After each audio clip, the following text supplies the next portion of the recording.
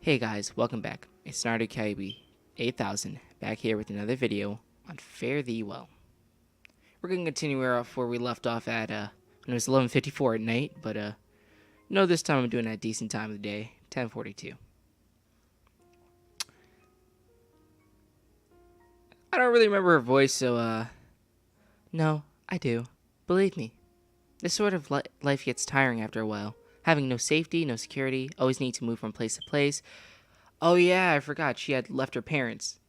Now that I remember this right. She had left her parents because she got kicked out of college because she did some stupid stuff. I think she didn't hold a so peaceful riot or something. God, it's been a long time. Anyways. Searching for warmth every single night. Praying every single morning, you'll be able to find work and feed yourself. It drains you. It takes a lot away. It makes you lose your sense of place. Jesus Christ, we're coming in like a deep moment. What the balls did I come into? I dropped in here like thinking it was going to be peaceful. Like, you can listen to music. Quite, like, lovely. When you can't even stay in one place too long, it feels like everything in your life has a time limit set on it. It ticks away, and it couldn't care less about what you want. The time runs out, and one by one, everything in your life melts away. The people you meet, the things you gain, the sights you see, they leave, and you're left with nothing again. And do you know what you do then? Yeah. You start over. You feel like you don't have any control over anything, like you're not even the person living your life. You feel like you're the only sitting back and watching events unfold, like you're an observer from the outside, looking down on yourself. Emmeline seemed surprised. Looks like I've understood her perfectly well. Right, that's how I feel. Thank you. Don't mention it. That's truly how I feel. And I hate it. And I want to stop. And I want to go home, but I can't.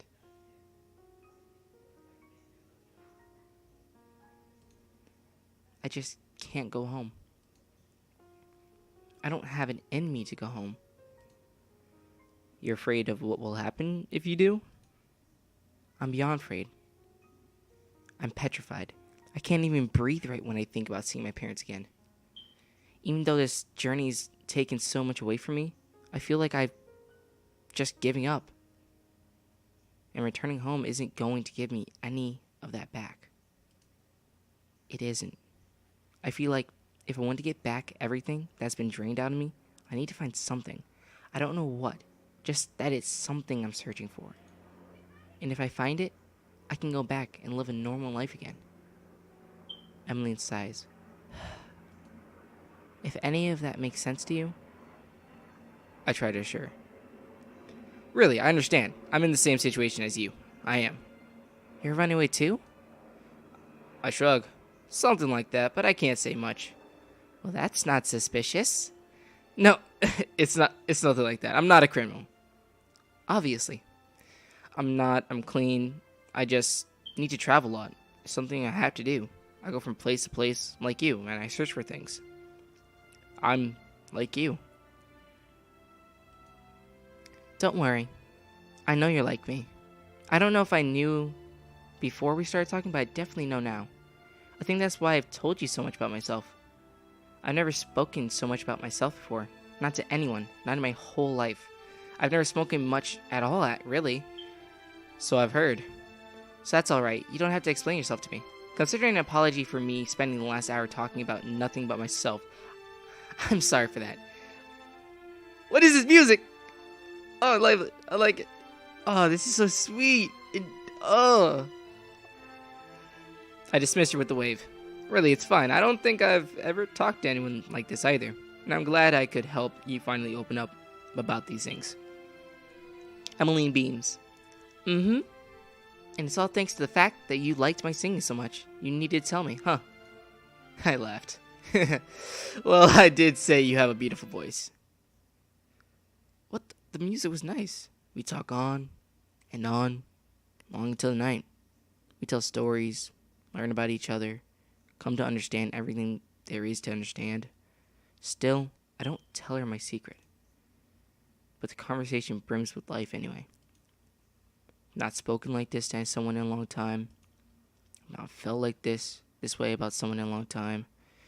The night is long and full of joy. We keep each other's company, talking until we're the only ones left in the bar. Under the cover of the winter storm.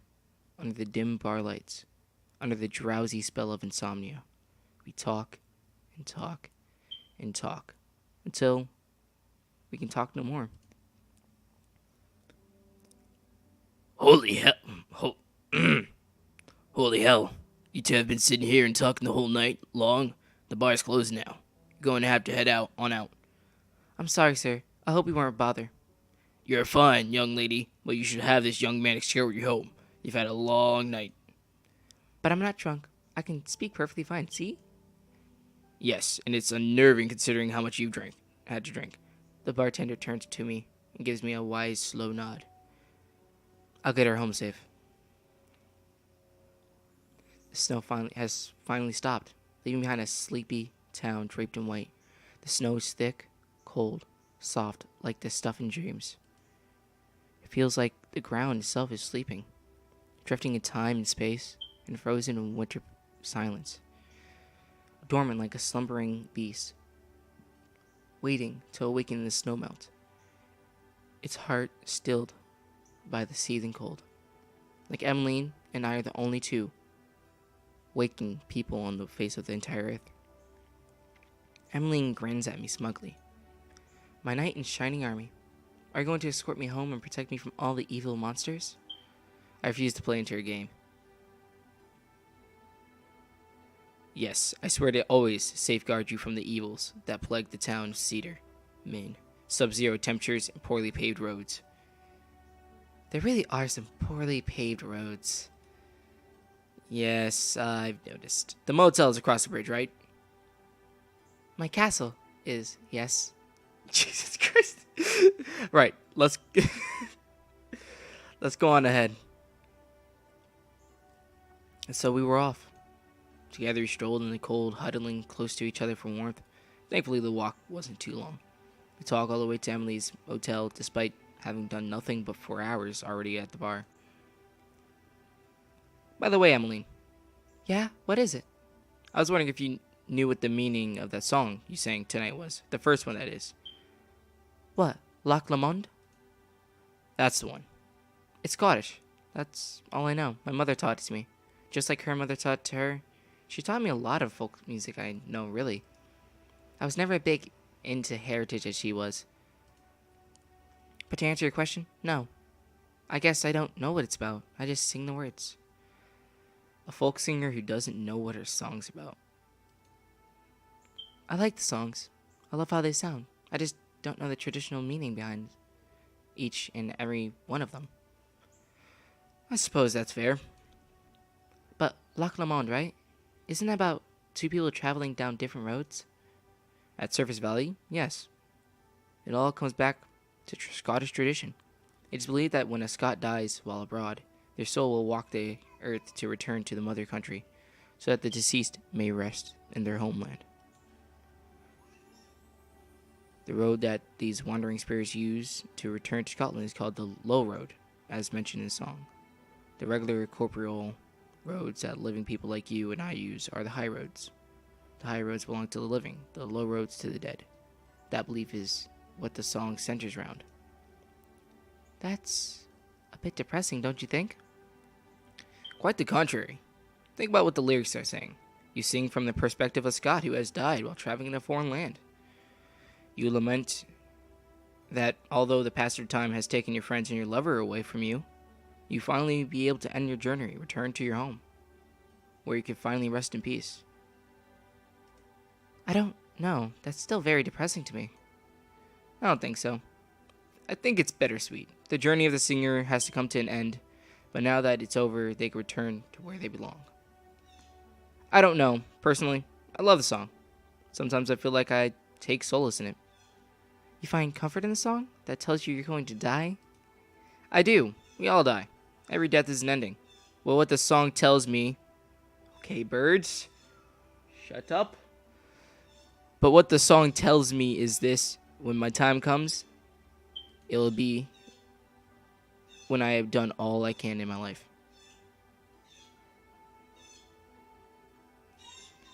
You know what? I'm going to let these birds be in the background. They're going to be like a kind of like a winter bird or some BS. I will have found what I was searching for, and I will have brought it home with me. Tells me that it will be my end. Not that I'll be stuck like I am, unchanging, constantly moving, always searching. This person I am right now is in constant flux, and the days of my life are numbered with a clear beginning and a faithful end. I don't see any problem in that. In fact, considering neither of us have slept all night, some rest sounds like exactly what we need right now. Emmeline goes quiet, and she takes in everything I say. Yeah, I suppose you're right. We could both use some rest. We ain't rest till we get your hotel room, girl. ...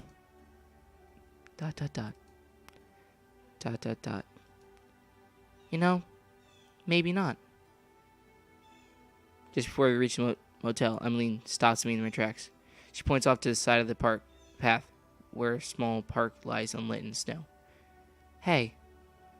Is something wrong? No. She's acting incredibly meek. Did I say something I shouldn't have? There's a cute little park here where I come to sit sometimes. It's on top of a big hill, and if you're seated on the benches, you can watch the sunrise and sunset from there. It's beautiful. I like to sit and watch the sunrise here with you, if you'd want to do that. She wants to watch the sunrise with me. Emmeline, it's late. We should really get to your room. Emmeline points to the sky.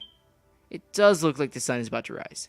Violet and pink hues are starting to show in the sky, shining in faint ripples between clouds. See, we might as well just stay outside the whole night. She laughs softly.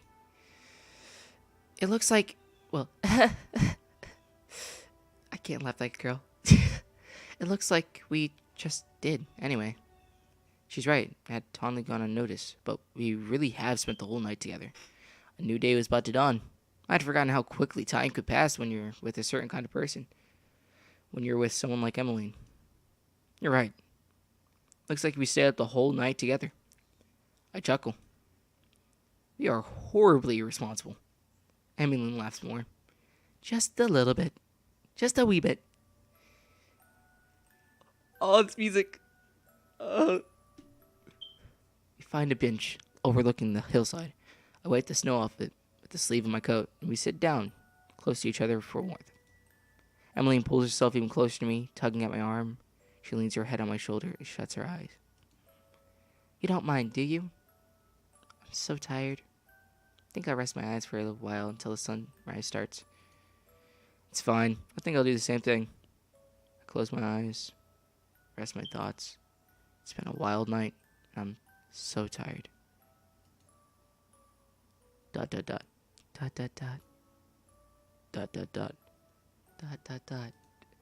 Jesus Christ, the dots are everywhere, no matter what game I go to. Hey, Emmeline. Yeah? I'm going to tell you a story. It's a short story, but it's a complicated one. It's an important one.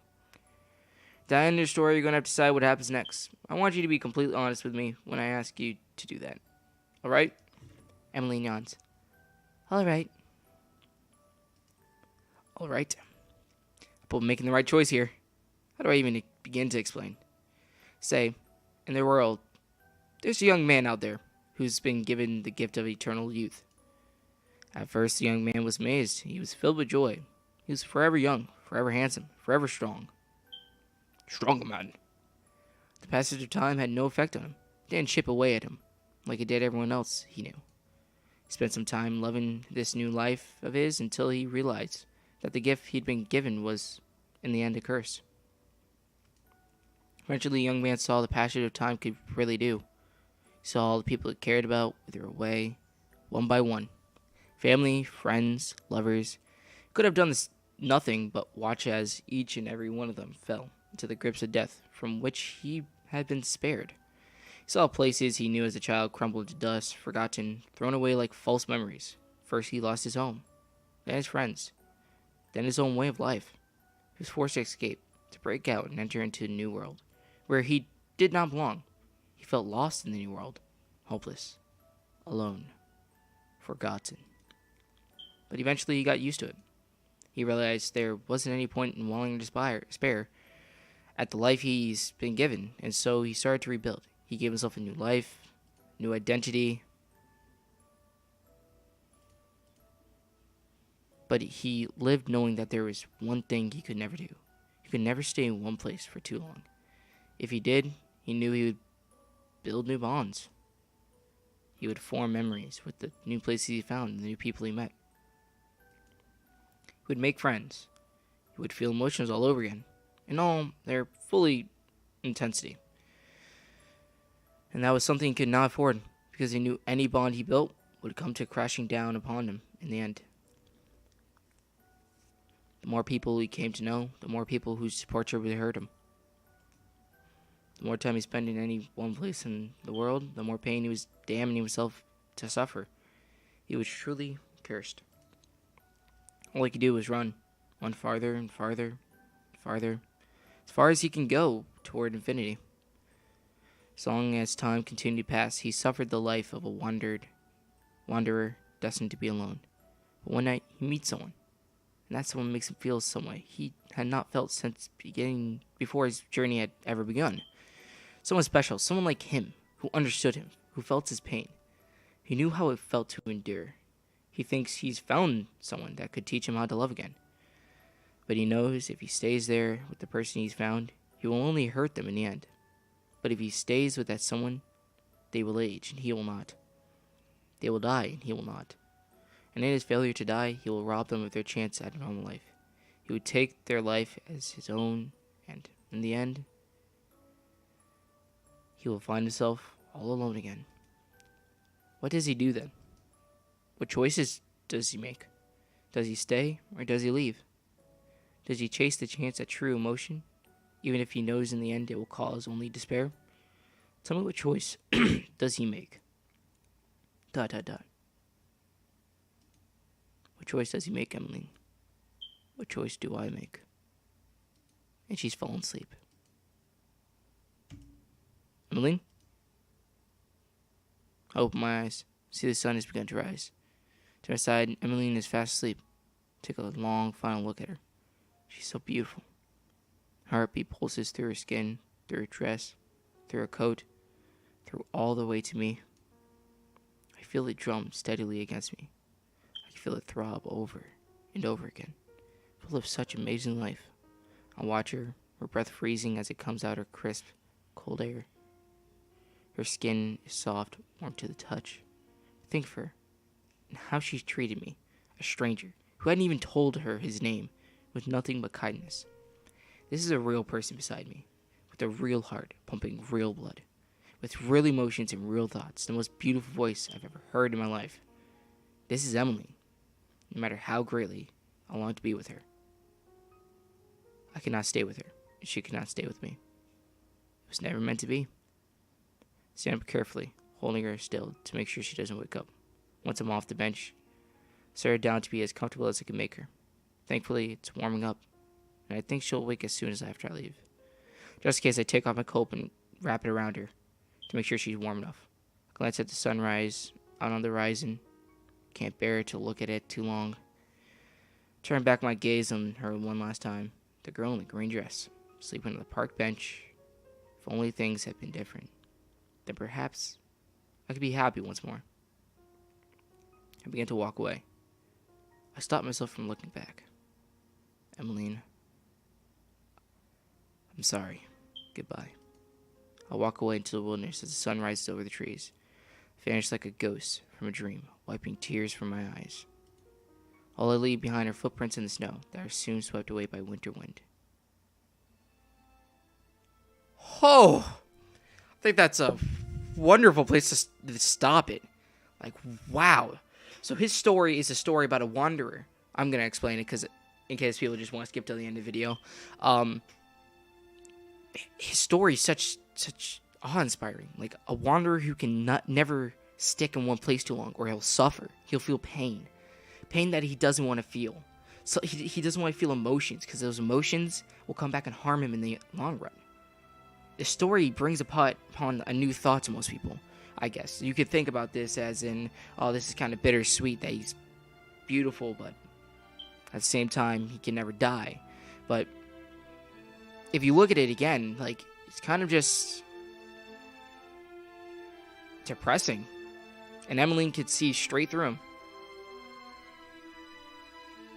Emily saw straight into the heart of him, saw the pain, sorrow, the happiness that lied underneath everything. On top layer was happiness because of her. And he's not allowed to stay with her even though that's what she wants.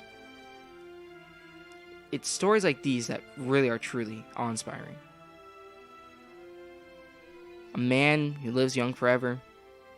A girl he loves but will grow older than him sooner or later and will die, and he will be young forever and never die. It's crazy. It truly is.